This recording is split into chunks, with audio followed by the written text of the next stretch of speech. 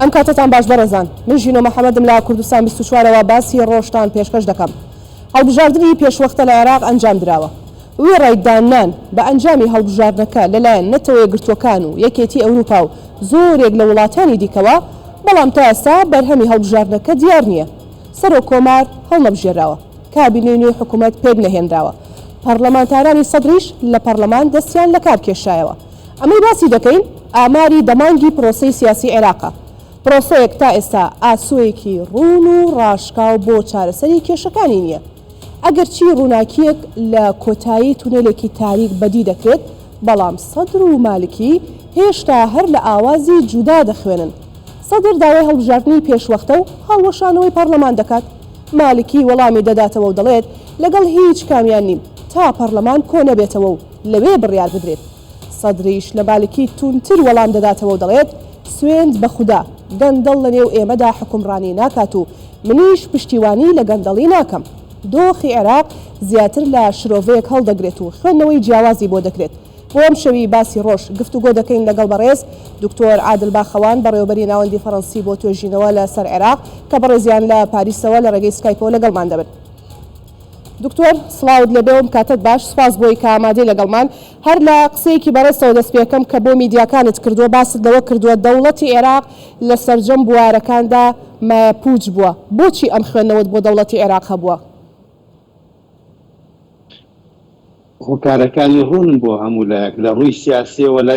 سەدەی ڕابردووە عێراق نەیتوانیوە سەرکەوتوو بێت، لە ڕووی ئابووریەوە نەیتوانیوە سەرکەوتوو بێت، لە ڕووی کۆمەڵایەتیەوە نەیتوانیوە سەرکەوتوو بێت، لە ڕووی سەربازیەوە نەیتوانیوە سەرکەوتوو بێت. لە هیچ بوارێک لە بوارەکانە کە ئەکرێت دەوڵەتێک سەرکەوتن بەدەست بێنێ عێراق شکستی هێناوە و هەمیشە لە شکستا بوو تا ئێستاش لە شکستایە. لەبەرەوە ئەمە واکە لە من کە بڵم عێراق ئەڕواتە چوارچێوەی ئەو دەوڵەتانەی کە لە زانستە سیاسەکان پێڵێن لە تەفایی، واتە دەوڵەتێک کە ئیفلاسی کردووە. ئیفلاس بەمانە ئابوووریەکەی نابەتەنها، ئیفلاس لە هەموو بوارەکانە. هەر ئەوە شواملێکا کە من ساڵی ڕابردوو ناوی کتێبەکەم بنێم عێراق سەدەیەک لە ئیفلاس. زۆر باشە. دکتۆر عادل، بابینە سەر کێشەکانی ئانی ئێستا، ئەوەی کە دەگوزارێت لە دوای بربژێرکردنی محەممەد شیع سۆدانی بۆ پۆستی سەرۆک وەزیرانی عێراق، ڕاستەوخۆ سەدر کاردانەوەکانی دەست پێ کرد، بەڵام ئێستا سەقفی داواکاریەکانی بەرز کردوتەوانێ بۆ هەڵوەشانەوەی پەرلەمان و گۆڕینی سیستمی سیاسی و گۆڕینی هەموارکردنەوەی دەستور. پرسیارەکە لەسەر دەستورە، ئایا گۆڕینی سیستمی حکومڕانیە، ئایا کێشەی لە عێراقدا کێشەکە لە دەستوردایە یاخود لە جێبەجێکردنی دەستوردایە؟ ئێ باشە دەستور لە ڕابردوودا لە بەرژەوەندی هەمووان نەنووسراوەتەوە لە عێراقدا؟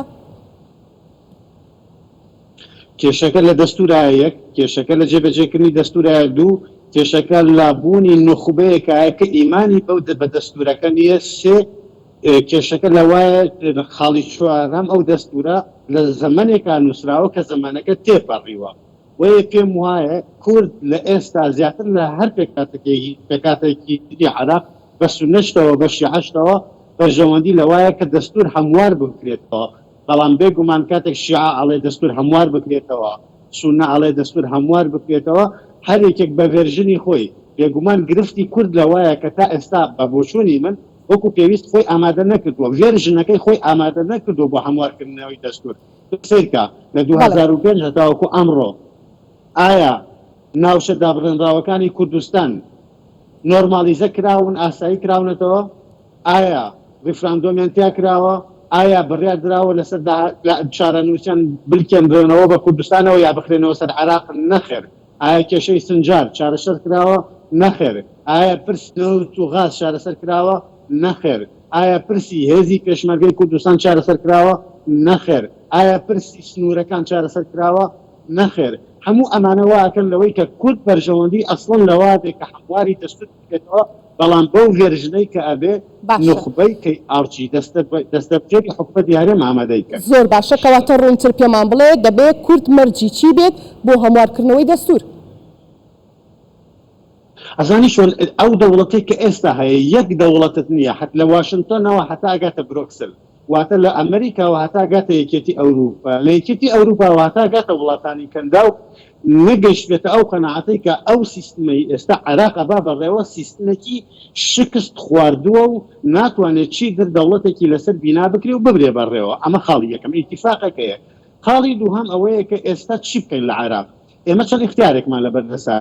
ئەوەیە کە عێراق بکەینەوە بە دەوڵەتێکی مرکزی سنتاڵی ناوەندگەرە کە مەترسی دیکتاتۆرێتمان لە بەردەست بێت دیکتاتۆرێت لە بەرامبەری چەوسانەوەی شیعە لە بەرامبەر چەوسانەوەی سونە لە بەرامبەر چەوسانەوەی کورد چونکە لە هەر شوێنێکا لە ڕۆژهەڵاتی ناوەڕاست مەبەسمە دەوڵەتی سنترال هەبوو بێ هەمیشە پرسی پەڕینەوە بۆ دیکتاتۆرێت ئێرە بوو ئەوە ئۆپشنی یەکەم ئۆپشنی دووهەم ئەوەیە کە ئێستا ئێمە بەم دۆخەی کە هەمانە بمێنین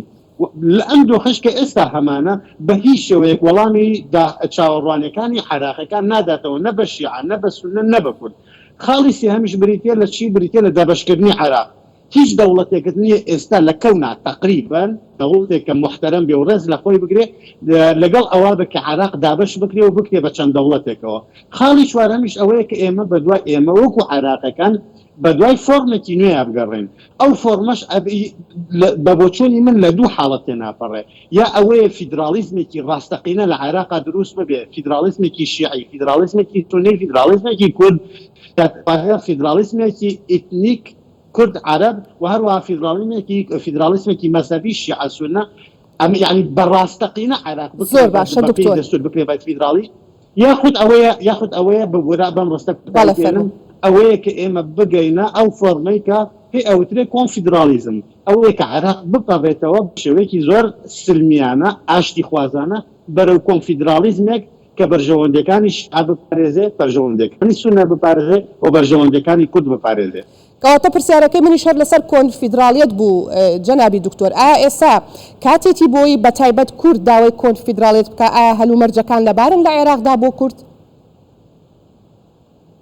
ئەسانی شۆلەسە کاتی ئەوە هاتووە کە تەماشاکەی کورد پێشنیایی ئەوە کە عێراق لەم کۆڵانە داخراوە بێتە دەرەوە باش نییە لەم قەیرانانەی ئێستای بێتە دەرەوە تۆ لە هەر وڵاتێکە ئەگەر قەیران هەبوو هەڵبژاردنەکەین بۆ ئەوەی لە قەیرانەکە بڕۆینە دەرەوە کارەساتی عێراقیەکان لەوایە کە ئێمە هەڵبژاردنەکەین بۆی بڕۆینە ناو قەیرانەوە یەک هەڵبژاردن نەبووە لە عێراقا ئەنجام بدرە و دەرەنجامەکەی بە قەیرانی گەورە دروست نەبوو بێ هەر لە 2002 بیگرە بەلایکەمەوە تا باە ئەمە زۆر نەڕۆینە دووە لە 2002 بیگرە هەتا وەکو ئەگاتە 2021 هەڵبژاردن یەکسانە بە قەیران واتە هەڵبژاردن چارەسەری گرفتەکانی ئێمە وەکو عێراقی و ئێمە وەکو کورد و ئێمە وەکو شیعە و ئێمە وەکو سونە ناکە ئەمە خاڵ یەکەم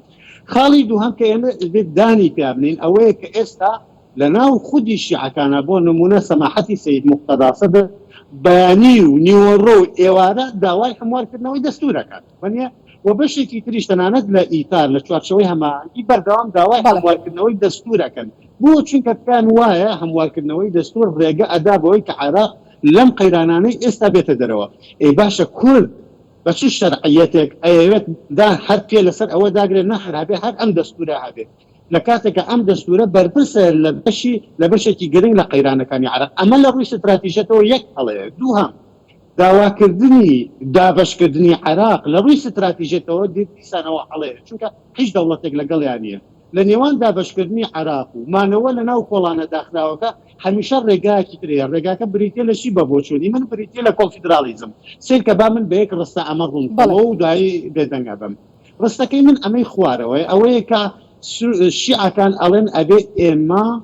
دەستور بگۆڕین بۆ ئەوەی لە سیستمێکی پەرلەمانیەوە بڕۆین بۆ سیستمێکی سەرۆکایەتی بۆ نا ئەمە سەقفێکی زۆر بەرزە لە داواکاریەکانیان کوردیش ئەبێ لە بەرامبەر ئەم سەقفە بەرزە بۆ سەر مێزی گفتوگۆ بۆ سەر مێزی دروستان سەقفێکی زۆر بەرزی هەبێ ئەوە بێ ئێمەش کوردیش بڵێ دا باشە لە بەرامبەری ئەمە ئێمەش ئەمانەوێ دەستوری داهاتوو لە فیدرالیزمەوە بپەڕێتەوە بۆ کۆنفیدرالیزم احتیمالە لە نێوان ئەم دوو سەقفە بەرزە سەقفێکی سێهەم دۆزرێتەوە باشە دکتۆر عادل ئەگەر سەدر موقتەدا سەدر ڕێگەی بدرایە و بۆ خۆی سەرۆکایەتی پێکێنانی حکوومەتی بکردایە و لە نێو پەرلەمان و ئەنجومەنی نوێنەرانی عێراق دەستی لە کار نەکێشایەتەوە کە 73 ئەندامی لە نێو هۆڵی پەرلەمان دەستیان لە کار کێشایەوە ئایا بە هەمان شێوە داوای گۆڕینی دەستوری دەکرد یاخود ئەو کاتە دۆخەکە جیاوازتر بووبووی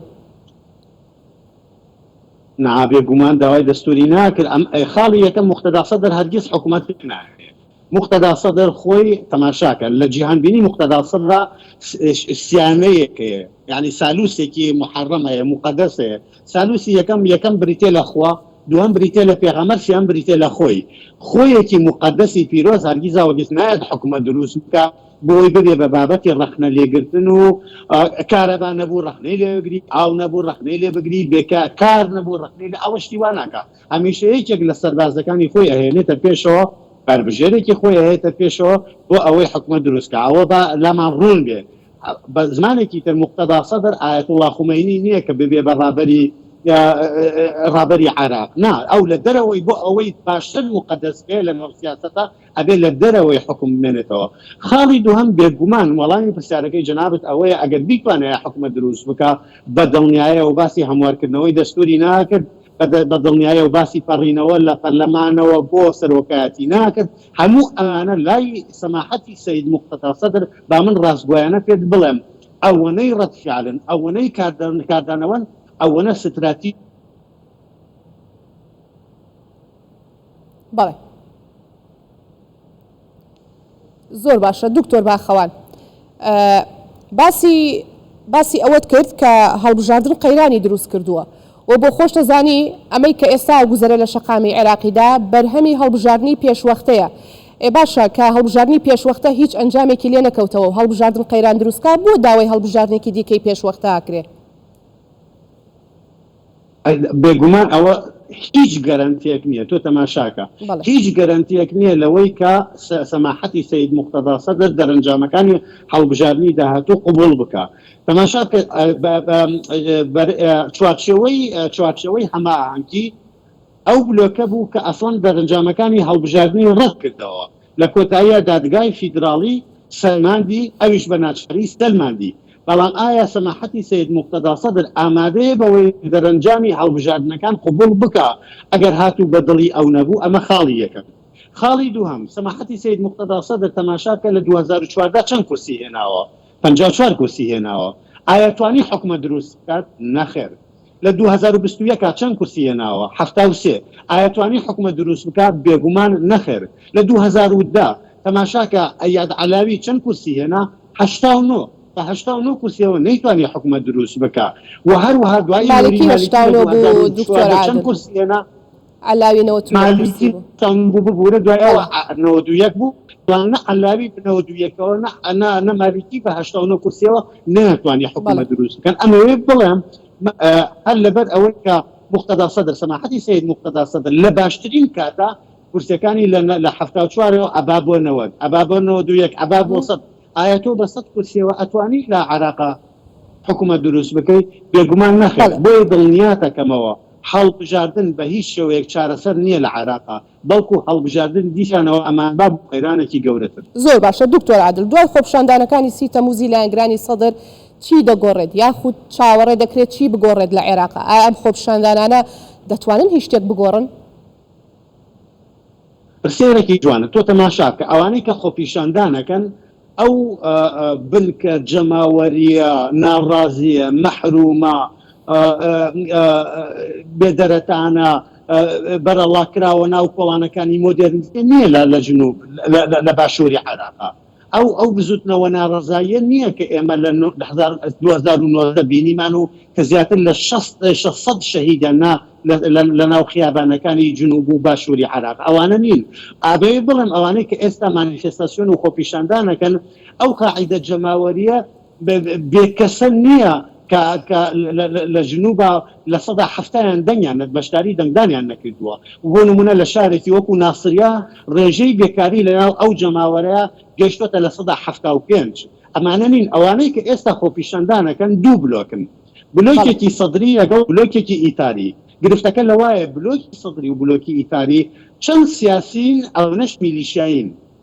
چەند سیاسین ئەو نەش تەکدارن اینجا ئەو چەکانش کە پێیانە چەکی بڕنە و نەژان پاشکۆ و بیکەیسی و قازیف و ئەمانە نییە ئەمانە مۆدێترین چەکی دنیایان پێیە ئەمانە زیرەکترین چەکی دنیایان پێ ئەمانە ئەلیکۆپتەریان پێ دەبابەی ئەمریکان پێ درۆنیان پێ بۆیە خەتەرە هەرە گەورەکە بریتێ لە چی بریتێ ئەم دوو بلۆکە لە کۆتاییان نەگەنە دەرەنجامێک گرفتەکانە لە ڕێگای لولەی تفەنگەکانەوە و هەڵمەتی درۆنەکانەوە و لولەی دەبابەکانەوە و ئەلیکۆپتەرەکانەوە چارەسەر بکەن چاوەڕێ کرێ و پێکدادانە دروست بێ دکتۆر درۆن و موشەکەکان و دوورە دەبابەکان کێشەکان یەکلا بکاتەوە؟ هەموو هەلومەرجێکی بابەتی ئێستا لە عێراقا لە ئارایە بۆ ئەوەی ئەو جەنگە ڕوودات. ئەوەی وای کردووە کە جەنگەکە ڕوونەدات تا ئێستا چەند پەرژینێکن. پەرژینی یەکەم بریتێ لە مەرجعیەت، پەرژینی دووهەم بریتێ لە کۆماری ئیسلامی ئێران، پەرژینی سێهەم بریتێ لە کۆمەلگای ئەنتەرناسیۆنال و پێش ئەم پەرژینانەش بریتێ لە پەرژینی بەرژەوەندی مادیەکانی هەردوو بلۆکەکە. بەڵام من و تۆ باش ئەزانین کە جەنگی ناوخۆ بڕیارێک نییە لە ساتە وەختێکا بردێت، بەڵکو پرۆسێسێکە لە ڕێگایە و ئەڕۆی نەناوی. ئێستا لە ڕووی بابەتیەوە هەموو هەلومەرجەکان لەبارن ئامادەن بۆ ئەوەی براشیعەکانمان بڕۆنە ناو ئەو پرۆسێسە ئەگەر بێت و پێشم وایە لە داهاتوویەکی نزیکا یەک لە یەکی ئەم پەرژینانە ئەکەون. تۆ تەماشاکە ئەم پەرژینە تا ئەو شوێنە بڕەکە، تا ئەو شوێنە بەهێزە، تا ئەو شوێنە ڕێگا لە جەنگی ناوخۆ ئەگرێ کە جەنگەکە دای نەڕێنێ، بەڵام جەنگەکە دای ڕمان و زاڵ و بەسەریا کۆتایی لە کۆتایی یەکی ئەرژینەکان ئەکەون. دکتۆر عادل، کۆمەلگەی نێودەوڵەتی لەکوێ ڕووداوەکانی عێراقدایە؟ لایەنگرە یان دژە یاخود نەخێر وەکو بینەرە بەڕێزەکان تا ئەم ساتەی کە من و تۆ گفتوگۆکەین لە دوورەوە تەماشاکەرە؟ نانا کۆمەلگای نێودەوڵەتی زۆر بە مەترسیەوە تەماشای دۆخی عێراقەکان، هەر لە واشنگتنەوە هەتا ئەگاتە برۆکسل زۆر بەترسناکیەوە بە مەترسیەوە بەو پەڕی هینەوە یعنی با بڵێن خەمخۆریەوە تەماشای دۆخی عێراقەکەن. بۆ چونکە پیان وایە تێکچوونی دۆخی سیکیوریتی ئاسایشی عێراق، تێکچوونی سەقامگیری عێراق، تێکچوونی سیستمی ئابووری عێراق، تێکچوونی سنوورەکانی عێراق بەرژەوەندی ئەوان مەبەستم کۆمەلگەی نێودەوڵەتیە لە تێکچوونی عێراقدا یاخود لە ئارامی عێراقدایە؟ لە ئارامی عێراقەیە بێگومان کۆمەلگای نێودەوڵەتی لە ڕێگای بکەیتەوە بزانیت چۆن لە ئارامی عێراقدایە. ئەزانی چۆن کۆمەلگای نێودەوڵەتی لە زۆر ئەترسێت لەوەی کە سنووری دەوڵەتێک هەڵبۆشێتەوە. تا دەوڵەتێک لە چوارچەوەی کۆمەڵێک سنوورایە کۆمەلگای نێودەوڵەتی ئەزانێت چۆن مامەڵەی لەگەڵا بکە، ئەزانێت چۆن پرسی ئابووری لەگەڵا باس بکە، ئەزانێت چۆن پرسی سەقامگیری لەگەڵا باس بکە، ئەزانێت چۆن پرسی ئاسایشی لەگەڵا باس بکە. بەڵام کاتێک کە ئەم دەوڵەتێک لە هەر شوێنێکی دنیا بێ هەڵەوەشێتەوە ئەلەو ساتەوەختە ئیتر کۆمەلگای نێودەوڵەتی بە جۆرێک لە جۆرەکان تووشی دڕان ئەبێ، چونکە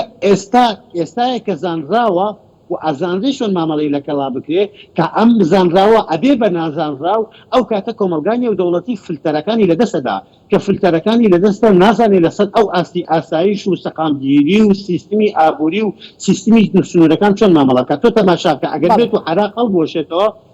ڕاستەوخۆ ئەبێ مامەڵە لەگەڵ پرسی ئێرانە بکرێ، لەگەڵ تورکیا بکرێ، لەگەڵ ئوردونا بکرێ، لەگەڵ کۆیتا بکرێ، لەگەڵ سووریا بکرێ، دوایەوە بێ مامەڵە لەگەڵ پرسی کووردا بکرێ، لەگەڵ پرسی شیعا بکرێ، لەگەڵ پرسی سونا بکرێ. کۆمەلگای ئەنتەرناسیۆنال خۆی ئامادە نەکردووە بۆ ئەوەی لێ مامەڵە لەگەڵ گشتێکەیە. دکتۆر عادل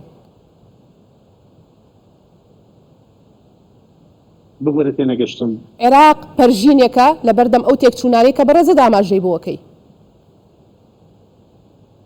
عێراق ئەزانی چۆن کۆمەلگای نێودەوڵەتی ئەیەوێت سنوورەکانی عێراق بمێنێتەوە، بەڵام لە ناو سنوورەکانی عێراقا ئەو بۆ نمونە فیدرالیزمی کوردستان بەو بەهێز بکرێ، هەم لە ڕووی سەربازیەوە بێهودەنیە کە لیژنەیەکی نێودەوڵەتی دروست بۆ بۆ هێزی پێشمەرگەی خاتەوە، هەم لە ڕووی ئابووریەوە، هەم لە ڕووی کۆدەنگی نیشتمانیەوە و هەروەها برایانی شیعە هەموو میکانیزمەکان بگیرێتە بەر بۆ ئەوەی نەڕۆنە ناو جەنگی ناوخۆ. تۆ ناتوانانی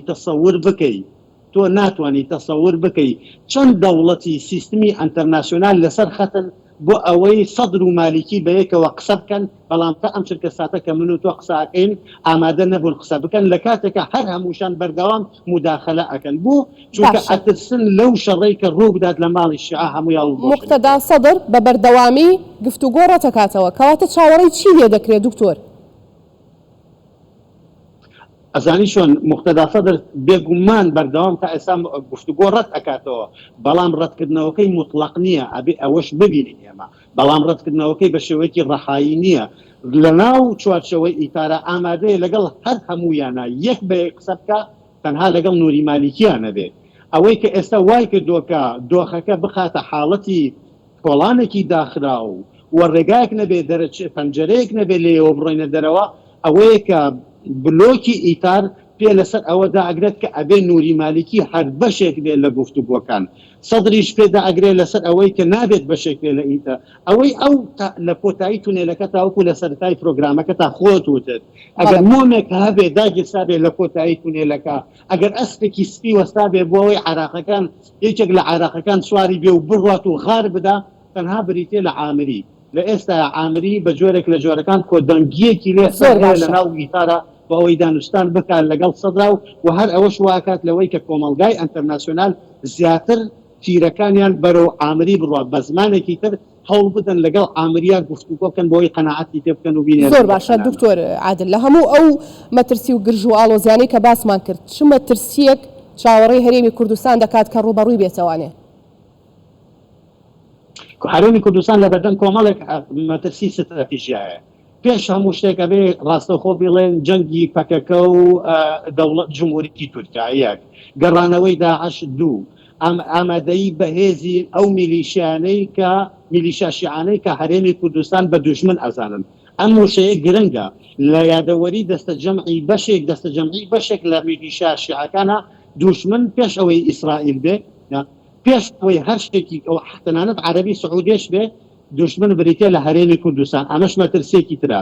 ئەو دۆخەی کە ئێستا لە بەغار ڕوئەدات بەشێک ئەڵێم دیسانەوە بەشێک لە دەستەبژێری کوردی پێی وایە ئەوەی کە لە بەغار ڕوئەدات گرفت نییە بۆ هەرێمی کوردستان بە پێچەوانەوە من پێم وایە حڕەشەیەکی ستراتیژیە لەسەر هەرێمی کوردستان ئەو پشەوی و فەوزا گەورەیە کە لە بەغار ڕوئەدات هەموو ئەمانە واکەن جگەر لەوەش لەبیرمان نەچێ ململانەکانی نێوان وڵاتە یەکگرتوەکانی ئەمریکا و کۆماری ئیسلامی ئێران ئەمەش خۆی بۆ خۆی هەڕەشەیەکی ستراتیژیە لەسەر کوردستان وە پێش هەموو ئەمانە ئەگەر ڕێم بدەی بە شرکەیەکی بچووک ئەو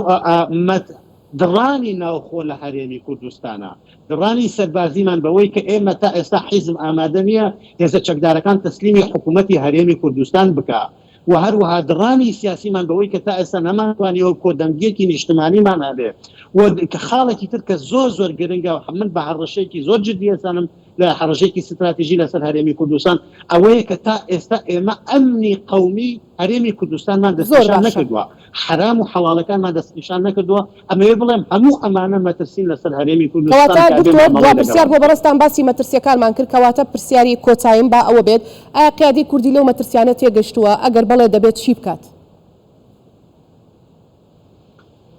ئەگەر پرسیارەکەت بڵیتەوە بگورە دکتۆر عادل قیادەی کوردی سەرکردەکانی کورد لەو مەترسیانە تێگەیشتون کە ئێستا ڕوبەڕووی هەرێمی کوردستان دەبێتەوە بۆ ئێستا و بۆ داهاتوو لەو گرژی و ئاڵۆزیانی عێراق دەبێت چی بکات لە داهاتووە چۆن خۆی ڕێک بخاتەوە؟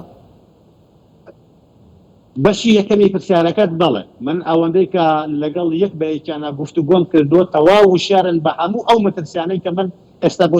جەنابتم شەرح کرد و باسکام هەموویان وشیارن هەر لە دووهۆکەوە هەتاوەکو ئەگاتە هەر لە زاخۆ هەتا ئەگاتە توێڵە هەر هەموویان هەر لە ئیسلامیەکانەوە تا ئەگاتە ئەڵمانیەکان هەر لە ناسیۆنالیستەکانەوە تاوەکو ئەگاتە لیبراڵەکان لە هەرێمی کوردستان هەر هەموویان وشیارن بە کۆی ئەم هەڕەشە ستراتیژیانەی کە لەسەر هەرێمی کوردستان هەیە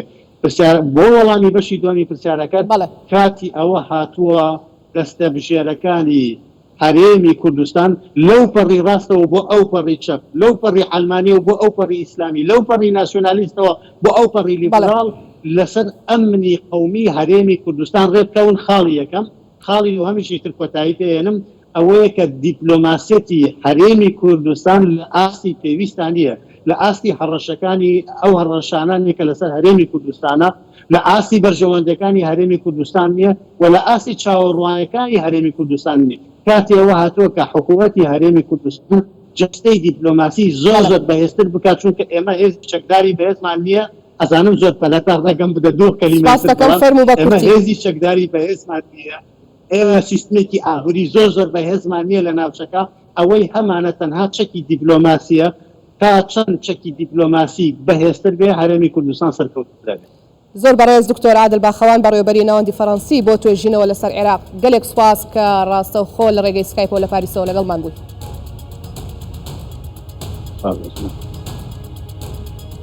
باسی ڕۆژ کۆتایی هات ئێوە شەرشاد بن.